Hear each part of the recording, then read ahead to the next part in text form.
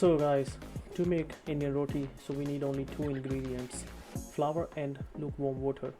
First we're gonna put the flour in, and then we're gonna keep adding water gradually, and then we're gonna mix it really well.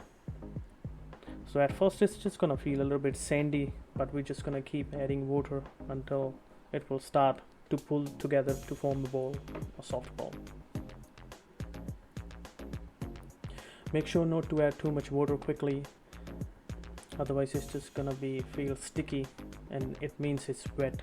Then don't worry, just add a little bit more flour into that one.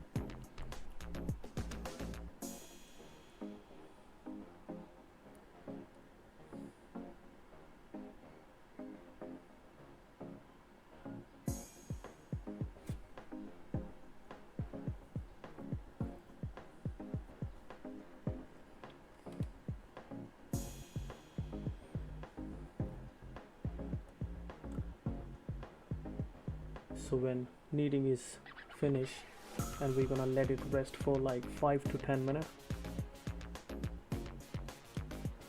it will help to make the roti a bit softer. And then we're just gonna take a small portion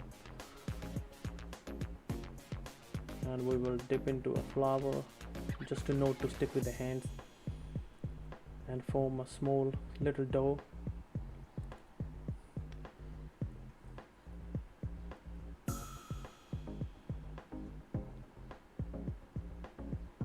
And then we're gonna roll. Don't worry, it shouldn't be round. Some people think it's supposed to be round. It doesn't gonna change the taste of the roti.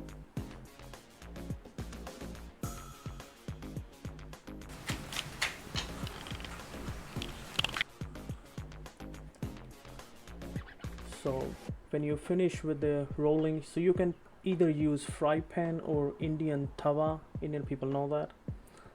So I prefer fry pan because it's really non-sticky and it's good.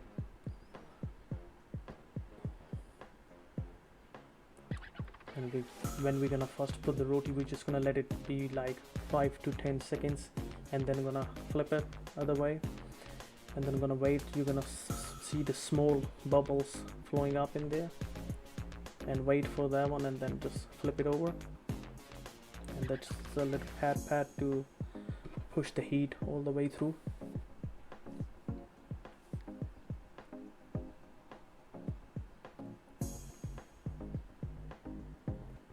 Yeah, or use either a rag, a clean rag.